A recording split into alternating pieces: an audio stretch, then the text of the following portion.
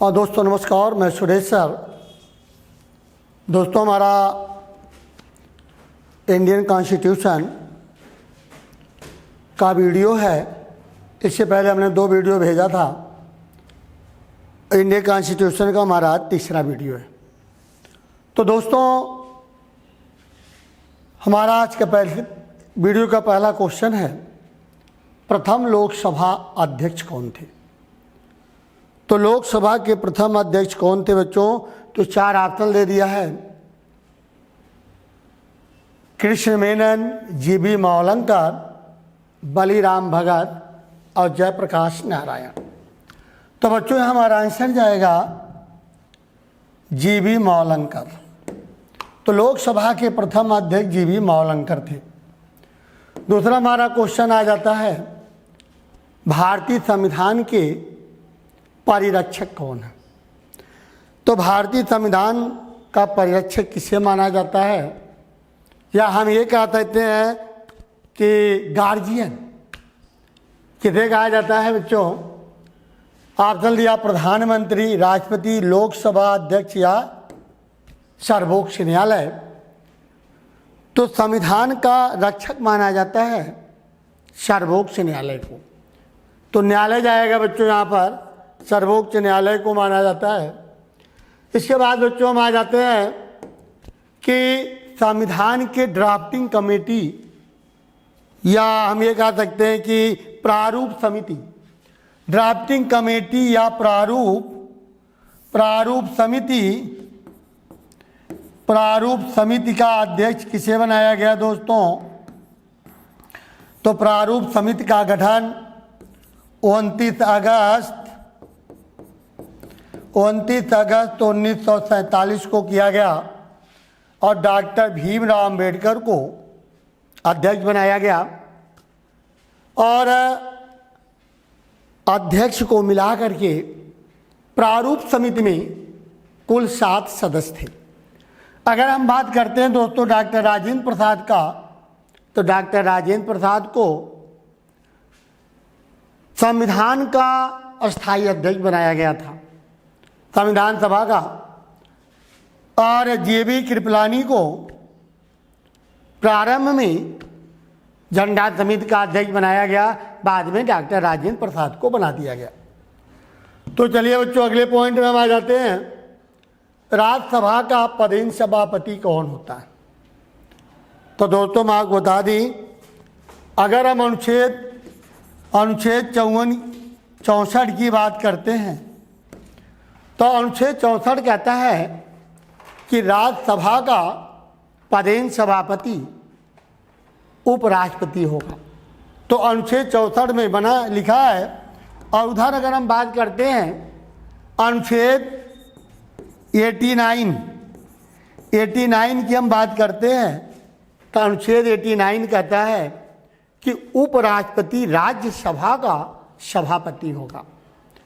और यहाँ अनुच्छेद 64 कहता है कि उपराष्ट्रपति राज्यसभा का पदेन सभापति होगा। तो ये रहा बच्चों। इसके बाद अगर हम लोकसभा अध्यक्ष की बात करते हैं, तो लोकसभा अध्यक्ष अनुच्छेद 93 में वर्णित है दोस्तों, ठीक है। राष्ट्रपति की अगर हम बात करते हैं, राष्ट्रपति के शपथ, तो अनुच्छेद 60 में वर्णित है। और न्यायाधीश की हम बात करते हैं तो 124 में वर्णित है। उपराष्ट्रपति की अगर हम बात करते हैं तो अनुच्छेद 63 में वर्णित है। इसके बाद बच्चों हमारा अगला क्वेश्चन आ जाता है, बिहार लोकसभा की कुल कितनी सीटें हैं? तो इस समय चर्चा का विषय बना हुआ है, क्योंकि 18वीं लोकसभा का चुनाव चल रहा है और रोज हमारे नेतागण लोग अपना दावा ठोकते हैं कि बिहार में 40 सीटें हम जीतेंगे, कोई कहता है 40 सीटें हम जीतेंगे। तो बिहार में कुल सीटें कितनी है बच्चों? 40 सीटें हैं। इसके बाद बच्चों हम आ जाते हैं भारत का राष्ट्रीय वृक्ष। तो दोस्तों भारत का जो राष्ट्रीय वृक्ष है वो बरगद माना गया है। बरगद है राष्ट्रीय वृक्ष, बरगद। इसके बाद बच्चों हमारा अगला पॉइंट आ जाता है, भारतीय संविधान का वह कौन सा अनुच्छेद है जो आपातकाल की घोषणा पर स्वतः निलंबित हो जाता है? तो बच्चों मैं आपको बता दें कि जब 352 लागू किया जाता है तो जनता के समस्त मौलिक अधिकार निलंबित कर दिए जाते हैं, अनुच्छेद 20 और 21 को छोड़कर। लेकिन इसमें अनुच्छेद 19 ऐसा है जो स्वतः निलंबित कर दिया जाता है। अनुच्छेद 19 आपकी जीवन की जो स्वतंत्रता है, दिनचर्या है, वो सब अनुच्छेद 19 में वर्णित है। अनुच्छेद अगर 21 की हम बात करते हैं बच्चों, तो अनुच्छेद 21 कहता है कि प्राण एवं दैहिक स्वतंत्रता का संरक्षण। अनुच्छेद 14 की अगर हम बात करते हैं तो अनुच्छेद 14 कहता है कि विधि के समक्ष समानता।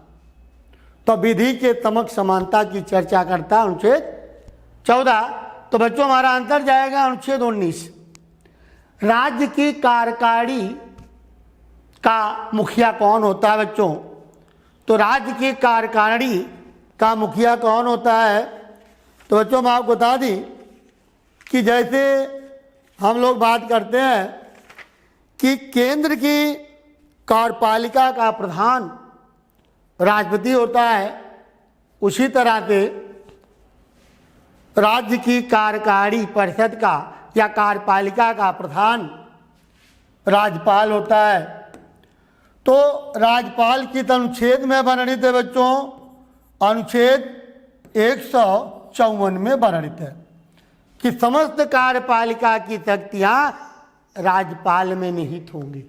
जैसे हम लोग अनुच्छेद 53 की बात करते हैं, अनुच्छेद 53 कहता है कि समस्त कार्यपालिका की शक्तियां राष्ट्रपति में निहित होंगी। उसी तरह राज्य में अनुच्छेद 154 कहता है समस्त कार्यपालिका की शक्तियां राज्यपाल में निहित होंगे। पंचायती राज क्या है भाई? पंचायती राज अनुच्छेद 40 में वर्णित किया गया है। अनुच्छेद 40 कहता है कि ग्राम पंचायतों का गठन होना चाहिए। तो ग्राम पंचायतों के गठन का प्रावधान की चर्चा करता है अनुच्छेद 40 बच्चों। अनुच्छेद 40 चर्चा करता है। और ये जो पंचायती राज व्यवस्था है सर्वप्रथम कब और कहाँ लागू की गई? 1959 राजस्थान के नागौर जिले में बलवंत राय मेहता समिति के सुझाव पर लागू किया गया। और अब हम आ जाते हैं इनके प्रश्न पर। तो यहाँ हमारा आंसर कहता है यह एक सामुदायिक विकास कार्यक्रम है, या सहकारी आंदोलन है, या स्वशासन की एक योजना है, या उपयुक्त में से कोई नहीं। ये आंसर हमारा तीसरा जा रहा है, या स्वशासन की एक योजना है। सर्वोच्च न्यायालय के न्यायाधीशों की नियुक्ति कौन करता है भाई? तो सर्वोच्च न्यायालय के न्यायाधीशों की नियुक्ति का प्रावधान किस अनुच्छेद में वर्णित किया गया बच्चों? ये अनुच्छेद हमारा जा रहा है 124। अनुच्छेद 124 में वर्णित है बच्चों। 124 कौन करता है भाई? भारत का राष्ट्रपति करता है। ठीक है, तो न्यायाधीशों की नियुक्ति अनुच्छेद 124 में प्रावधान है, अब भारत का राष्ट्रपति करता है बच्चों। इसके बाद हम आ जाते हैं अगले पॉइंट में। भारत का प्रधानमंत्री बनने के लिए न्यूनतम उम्र सीमा क्या है? तो बच्चों मैं आपको बता दी कि प्रधानमंत्री लोकसभा का सदस्य बनता है, प्रधानमंत्री राज्यसभा का सदस्य बनता है। तो लोकसभा सदस्य बनने के लिए 25 वर्ष और राज्यसभा सदस्य बनने के लिए 30 वर्ष उम्र होनी चाहिए। तो बच्चों यहाँ हमारा जाएगा आंसर 25 वर्ष। 25 वर्ष। इसके बाद बच्चों हम अगला पॉइंट उठाते हैं, संविधान का कौन सा अनुच्छेद संसद को संविधान में संशोधन का अधिकार देता है? तो ये जो संशोधन प्रक्रिया है ये मालूम बच्चों कहाँ से ली गई है? अमेरिका के संविधान से लिया गया। अमेरिका से लिया गया। संविधान में अनुच्छेद 368 चर्चा करता है संशोधन का, और संविधान में संशोधन का अधिकार किसे दिया गया है? संसद को दिया गया। ठीक है भाई, तो संविधान में कौन संशोधन कर सकती है? संसद कर सकती है। और किस अनुच्छेद में वर्णित है दोस्तों? तो अनुच्छेद 368 में वर्णित है। संसद के सत्रों के मध्य अधिकतम अंतराल हो सकता। तो अगर हम चर्चा करते हैं अनुच्छेद 85 में, तो अनुच्छेद 85 दोस्तों, अनुच्छेद 85 की अगर हम बात करते हैं तो अनुच्छेद 85 क्या कहता है भाई? अनुच्छेद 85 अनुच्छेद 85 कहता है कि प्रथम सत्र के अंतिम दिन और दूसरे सत्र के प्रथम दिन 6 माह से अधिक समय नहीं होना चाहिए, यानी 6 माह के अंदर बैठक बुलाना जरूरी है। तो यहाँ हमारा आंसर बच्चों क्या जा रहा है? 6 माह। इसके बाद हम अगला पॉइंट उठाते हैं कि भारत के संविधान की संरचना के लिए संवैधानिक सभा द्वारा कितनी समितियों का गठन किया गया? तो कुल कितनी समितियां बनाई गई दोस्तों? तो 13 समितियों का गठन किया गया था। कुल 13 समितियां थी और हर समिति के अलग अलग लोग अध्यक्ष बनाए गए थे। ठीक है भाई, आइए बच्चों अगले पॉइंट में हम आ जाते हैं कि संविधान संशोधन के द्वारा पहली बार प्रस्तावना में संशोधन किया गया।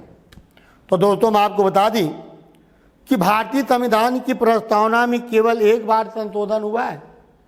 जब भारतीय संविधान का 42वां संशोधन 1976 में किया गया तो प्रस्तावना में 3 शब्द जोड़े गए थे बच्चों, समाजवाद, समाजवाद, अखंडता और तीसरा शब्द जोड़ा गया था बच्चों पंथ निरपेक्ष।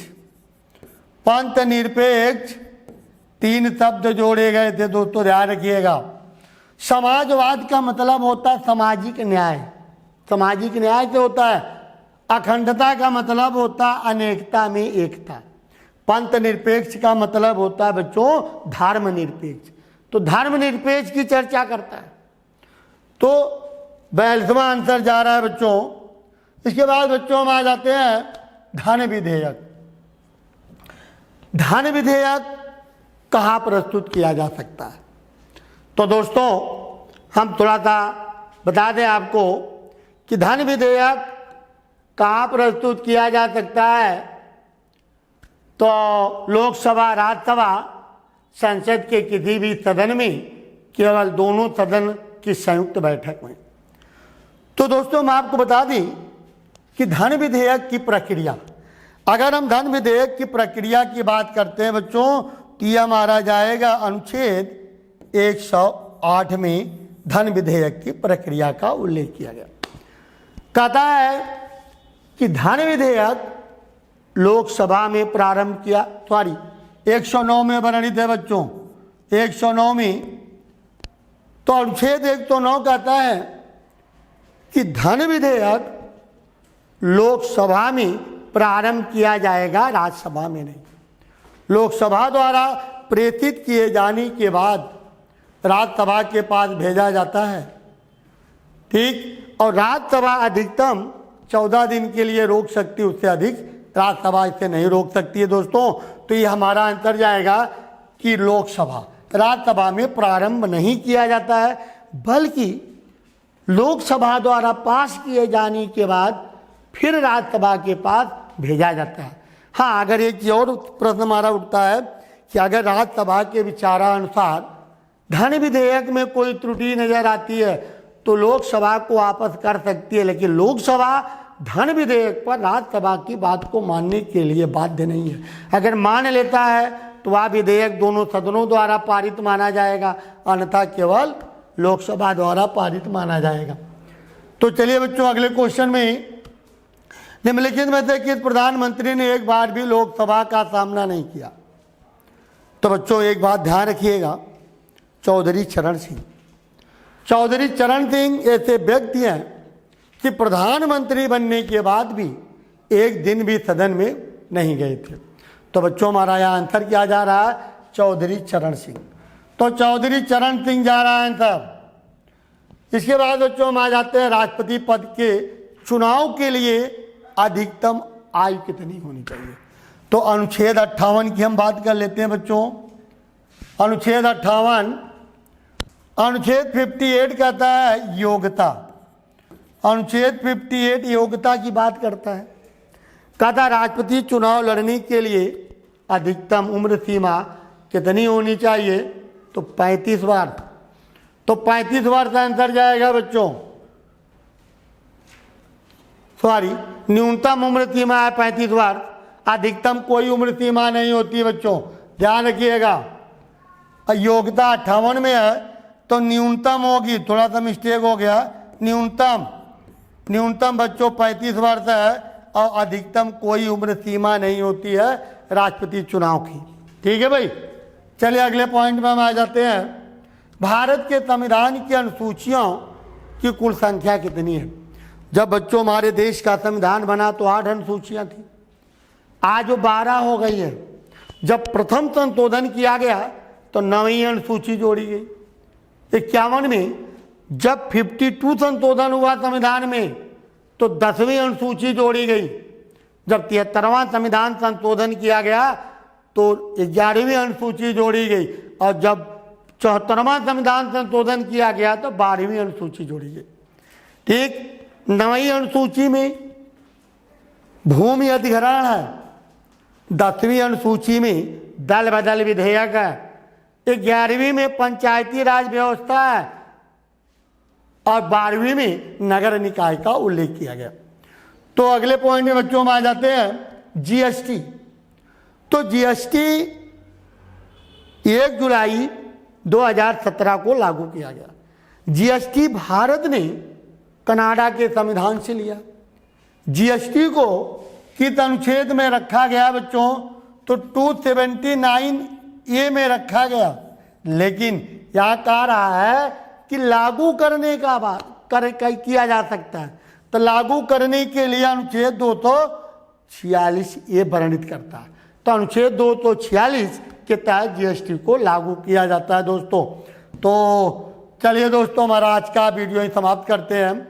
हमारा एक कोटेशन है, दुनिया का सबसे अच्छा गहना है परिश्रम और सबसे अच्छा जीवन साथी क्या होता है, आत्मविश्वास। तो चलिए दोस्तों, अपने वीडियो को वहीं समाप्त करते हैं।